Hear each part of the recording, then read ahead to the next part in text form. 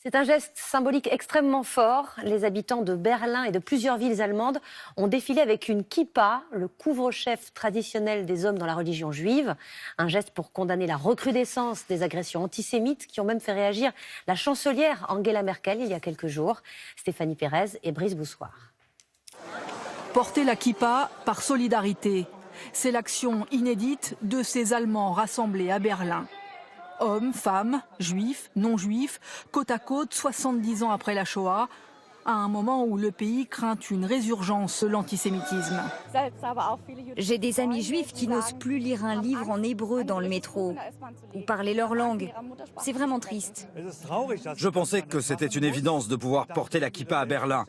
Or, on a vu que ce n'était pas le cas. Ce qui a tout déclenché, l'agression il y a une semaine de ce jeune homme qui portait une kippa dans un quartier branché de Berlin. Non juif, il voulait faire une expérience. Les images de l'incident ont fait le tour des réseaux sociaux. L'agresseur, un réfugié syrien, s'est rendu à la police. C'est un ami en Israël qui m'a donné cette kippa comme cadeau. Il m'avait dit de ne pas la mettre à Berlin, que c'était dangereux. J'ai répondu que c'était une bêtise, je pensais que ce n'était pas vrai. Depuis plusieurs semaines, les Allemands, hantés par leur passé nazi, ne cachent pas leur inquiétude face à un nouvel antisémitisme véhiculé par une extrême droite en plein essor, mais aussi par certains réfugiés accueillis dans le pays. Ce que regrette la chancelière Merkel. Il y a de l'antisémitisme de la part des Allemands, mais aussi de la part de certaines personnes d'origine arabe.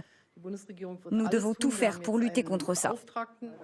Face à cette prise de conscience nationale, le gouvernement allemand vient de nommer un commissaire chargé de lutter contre l'antisémitisme.